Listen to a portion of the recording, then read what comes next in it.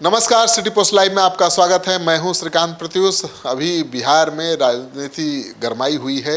सभी दल चुनाव प्रचार में जुटे हुए हैं। राहुल गांधी भी आए और वोटर अधिकार यात्रा करके गए। फिर इसके बाद केरल कांग्रेस ने बीड़ी बम फोड़ दिया। ये क्या हो रहा है? राहुल गांधी हाइड्रोजन बम की बात कर रहे थे, केरल कांग्रेस ने बीड़ी बम फोड़ दिया। ये सब उल्टा दांव पड़ता जा रहा। अरे क्या फोड़ दिया? अरे फोड़ तो दिया।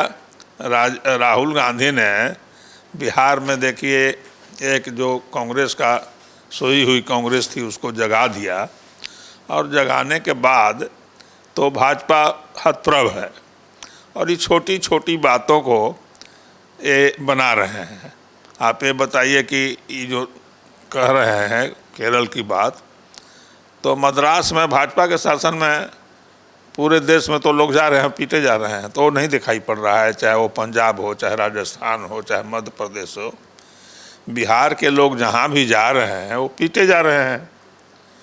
अब एक किसी ने क्या कहाँ कह दिया, इसका तो बहुत तूल देना तो ठीक नहीं है। मोदी की दिवंगत माता को मंच से गाली देना, ये कितनी बड़ी बात? अरे मोदी की माता को या किसी के माता को गाली देना ठीक नहीं है। मोदी के माता को गाली देना ठीक नहीं, हम मानते हैं, लेकिन सोनिया गांधी को इन लोगों ने क्या नहीं कहा? गाय बछड़ा कहा कि नहीं इंदिरा गांधी, और राजीव गांधी संजय गांधी को, इनको जर्सी कहा, विदेशी जर्सी कहा कि नहीं कहा? वो किसी की माता नहीं है, वो भी तो किसी की माता है, और देश के लिए किसी से कम डिवोशन नहीं है। तो इन लोगों का डबल स्टैंडर्ड है। तो दोनों को एक साथ मिला करके देखिए, आज समूचे देश में करा रहे, कोई मुद्दा नहीं है। अब इन्होंने रिसर्च करके कहाँ से कौन विद्वान ने तय किया कि भाई इसी को मुद्दा बनाओ, इसको मुद्दा बनाओगे तो सब चीज़ ढक जाएगा, ऐसी सेंटिमेंट पर चुनाव होगा। तो ऐसा होता है क्या? माता को गाली देना महंगा तो पड़ ही रहा है। अरे महंगा क्या पड़ रहा है? कांग्रेस, राहुल गांधी ने तो पूछा कि क्या हमने गाली दिया, हमारे किसी नेता ने गाली दिया? और जो गाली दिया उसको आप पकड़ करके जेल में डालो, उसको सज़ा कराओ, हम लोग कोई प्रतिरोध करे तब तो। और अंततः वो तो बीजेपी का आदमी निकला, वो मानसिक रूप से विक्षिप्त भी है। बीजेपी का आदमी थोड़े है वो नौशाद जिसने मंच का संयोजक था, नौशाद वो कांग्रेस का नेता है जिसने गाली दिलवाया। सो ही तो मैंने कहीं पर इसका दिखाई नहीं पड़ता है। एक आपका एप्रीहेंशन है, लेकिन जिसने गाली दिया वो कौन है? वह तो किस केस में जेल गया है?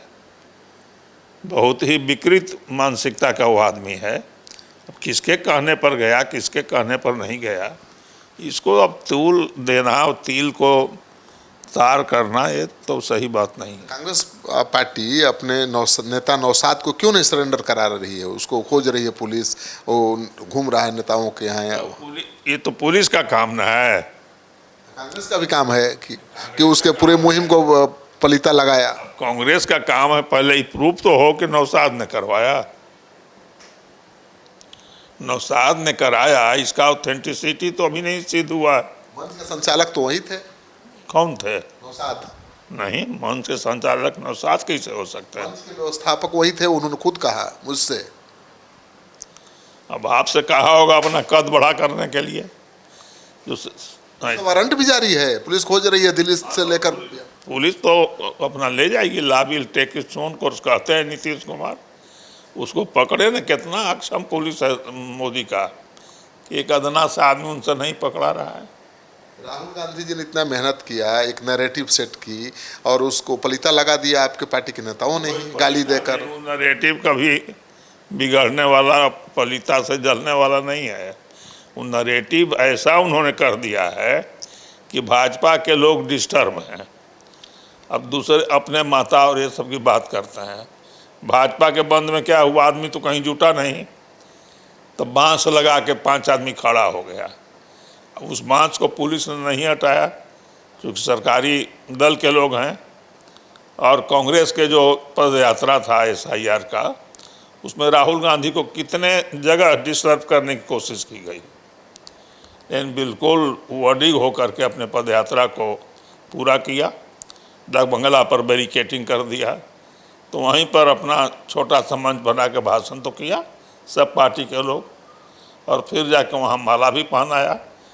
तो रोक तो नहीं पाए, लेकिन इनका क्या है, जहानाबाद में, मुजफ्फरपुर में, सब जगह लाठीचार्ज हुआ, महिला को बुरी तरह पीटा गया। तो वो महिला भी तो किसी का महान बेटी है, माँ होगी,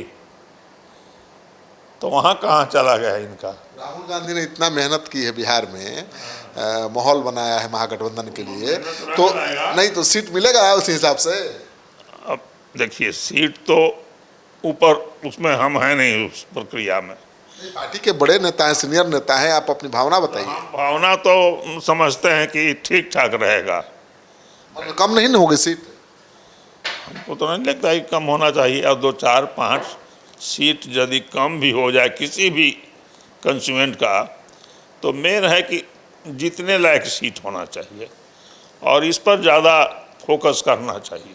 तो अभी तो लालू जी तो हमेशा आपको हारने वाली सीट ही दे देते हैं। तो इस पर लगता नहीं है कि ऐसा होगा। आप एक देख लीजिए कि फॉर ऑल प्रैक्टिकल पर्पसेज और थियोरेटिकल भी, आज राहुल गांधी महागठबंधन के नेता मानने में तो किसी को गुरेज नहीं होगा। नहीं, वो तो लीड रोल में दिखाई दे रहे हैं, तेजस्वी उनके पीछे दिखाई दे रहे हैं। ये होना चाहिए, लेकिन वो तेजस्वी यादव को पैट भी करते हैं, ऐसा नहीं कि उनको इग्नोर करते हैं। कहाँ सीएम का चेहरा घोषित किया? ये तेजस्वी यादव पीएम बताते रहे राहुल गांधी को, ये उम्मीद करते रहे कि हमको भी सीएम घोषित कर देंगे। कोऑर्डिनेटर वही ना है बिहार में, महागठबंधन के कोऑर्डिनेटर कौन है? तेजस्वी यादव है। तो तेजस्वी यादव हैं तो कोई दूसरा तो मुख्यमंत्री नहीं ना नॉमिनेट हुआ है। अब अभी वो नॉमिनेट होगा तो और लोग कहेंगे कि हमको डिप्टी चीफ मिनिस्टर बनाओ। ऐसा निकाह ही रहे हैं कि डिप्टी चीफ। और भी तो कांग्रेस भी चाहेगी, दूसरे दल के लोग भी चाहेंगे। तो इस कंट्रोवर्सी को तो चुनाव के पहले अवॉइड करना चाहिए। और बड़ा जनाधार है राजद का और ज़्यादा सीट वो जीतेंगे तो प्रजातंत्र में स्वाभाविक लीडर होंगे। कोई राहुल जी का विरोध थोड़े है उनसे। लेकिन माना जा रहा है कि राहुल गांधी को डर है कि तेजस्वी को अगर सीएम चेहरा घोषित करके चुनाव में जाएंगे तो स्वर्ण वोटर नाराज होंगे, अति पिछड़ा समाज दूर भागेगा। ये नहीं है, डर नहीं है, ये उनके राय है कि जो अति पिछड़ा उधर गए हैं एनडीए की ओर, वो राजद की ओर नहीं भी आए तो वो कांग्रेस और राहुल गांधी के चलते इधर आ सकते हैं। तो सब लोग प्रयास करेंगे अलग अलग, तो वो ठीक रहेगा। अब तेजस्वी जी और कांग्रेस दोनों साथ हैं तो मुस्लिम का 100% वोट आएगा और यादव का आएगा ही। और कुछ न कुछ अति पिछड़ा में अपने प्रयास से राहुल गांधी ने डेंट किया है, उसका भी असर दिखाई पड़ेगा। तेजस्वी को सीएम नहीं घोषित करने का सबसे बड़ा फायदा है कि अति पिछड़ा वोट आएगा। नहीं, फायदा क्या, वो तो हैं ही नेता ना, तो नेता है ये हैं, उसमें कहीं कोई दुविधा नहीं है। महागठबंधन में एक घोषित अभी नहीं किए हैं। आरजेडी से डरते हैं, यादवों से डरते हैं अति पिछड़ा समाज के लोग, ये तो मानिएगा ना, तभी तो दूर हुए। अब डरते हैं ऐसा तो कोई प्रमाण नहीं है, लेकिन लोगों के दिमाग में है कि डरते हैं। तो डरते हैं तो इधर और भी तो वोट है जो बढ़ेगा भी, तो यादव समाज से मुस्लिम का वोट बढ़ेगा 18, 12, 30% वोट बहुत बड़ा हो जाता है। प्रशांत किशोर के तरफ मुस्लिम बहुत झुक रहे हैं, आपको नहीं लगता है कि बड़ा रोल अदा करेंगे वो? ना, मुस्लिम वोट उनको नहीं मिलेगा। कौन वोट मिलेगा प्रशांत किशोर? जनरल वोट, ब्राह्मण वोट उनको मिलेगा बहुत। जो वोट आपको नहीं मिलना है बीजेपी का, उसको कह रहे हैं कि प्रशांत किशोर को मिलेगा। नहीं, बीजेपी का वो नहीं है।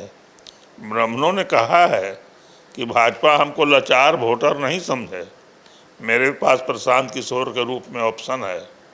और देखिए ना, ससराम में, कैमूर में, जहाँ से आप आते हैं, वो सब इलाके में प्रशांत किशोर के साथ ब्राह्मण तो गोलबंद हो रहे हैं। इससे नुकसान कि फायदा होगा कांग्रेस? फायदा तो नहीं होगा, लेकिन भाजपा को तो नुकसान होगा। तो प्रशांत किशोर आपके लिए मतलब फायदेमंद है? फायदेमंद नहीं है, लेकिन हेल्दी पॉलिटिक्स कर रहे हैं जात पात से ऊपर उठ कर के काम कर रहे हैं, परिश्रम कर रहे हैं और उसका असर भी दिख रहा है। बड़ी संख्या में लोग आते हैं और अच्छे अच्छे लोगों को इकट्ठा उन्होंने किया है। हम लोगों को उनसे कोई विरोध नहीं है। चलिए, तो आप सुन रहे थे रामजतन सिन्हा जी को। ये भी मानते हैं कि प्रशांत किशोर एक अलग तरह की राजनीति कर रहे हैं, अच्छे अच्छे लोग उनसे जुड़ रहे हैं और ये बिहार की राजनीति में एक पैराडाइम शिफ्ट का समय है।